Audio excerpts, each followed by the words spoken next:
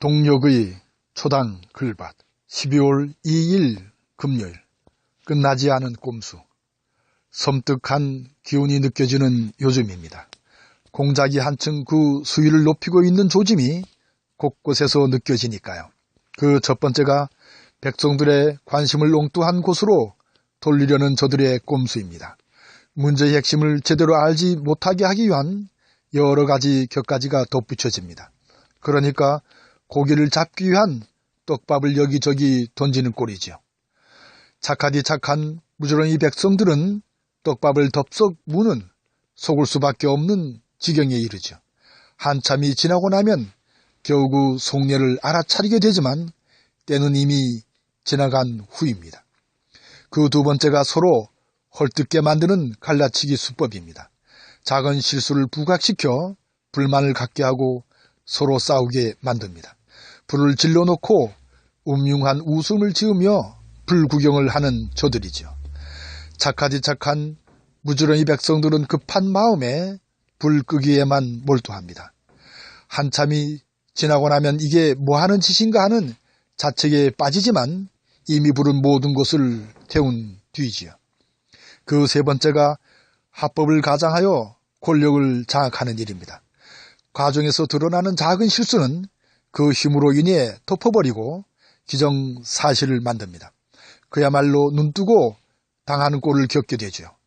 한참이 지나면 황당함에 빠져 호적되지만 그 힘에 눌려 자신만을 탓하는 처참한 꼴에 빠집니다.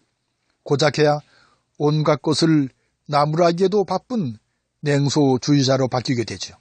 이처럼 필요한 힘을 적절하게 획득하는 것이 저들의 수법입니다. 이러한 과정은 늘 반복되어 오늘에까지 이른 것이죠. 상식을 지닌 무지런이 백성들은 상상하기조차 힘든 일들이 버젓이 저질러집니다. 사람으로는 상상하지도 못할 기막힌 일이라는 것이 바로 문제의 핵심이지요. 이승만 때에 저지른 무수히 많은 양민 학살이 그렇습니다. 박정희 때 벌어진 인혁당 간첩 조작 사건을 비롯한 대부분의 간첩 사건의 문제로 밝혀집니다. 유경수 피살 사건도 상식으로는 이해할 수 없는 대목이 그대로 담겨 있습니다. 전두환 때 벌어진 가을 8.58기 폭파 사건도 유예는 아닙니다. 노태우 때 벌어진 강기훈 유서 대필 사건도 이제 와서는 조작으로 밝혀졌습니다. 이명박 때에 벌어진 천안함 침몰에도 강한 의심이 들기는 마찬가지입니다. 얼마 전 11월 30일 대구 소문시장에서 큰 불이 났습니다. 일부러 불을 지르지 않으면 일어날 수 없는 불이라고들 말들이 많습니다. 엉뚱한 곳에 관심을 끌려는 저들의 첫 번째 꼼수라고 느껴지는 것은 왜일까요? 꿈쩍하지도 않던 박근혜가 찾아가 스치듯이 지나가며 사진을 찍는 것은 왜일까요?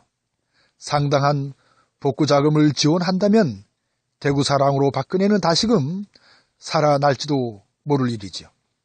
여기에 박근혜 탄핵을 앞두고 박지원은 곳곳에서 추미애를 걸고 넘어집니다.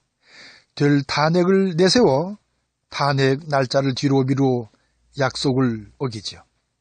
추미애를 흔들어 더 민주를 비롯한 야권은 갈라치기 수법에 걸려들지도 모를 일입니다. 하지만 예전의 백성들이 아닙니다. 상상하지도 못할 꼼수를 부린다고 한들 과연 그게 먹힐까요? 꼭꼭 숨어서 끝없이 이런 꼼수를 설계하는 음흉하기 이를 데 없는 문제의 핵심이 보이니까요. 이제 상상하지도 못할 일을 저지르는 문제의 핵심을 곧 도려낼 때입니다. 고맙습니다.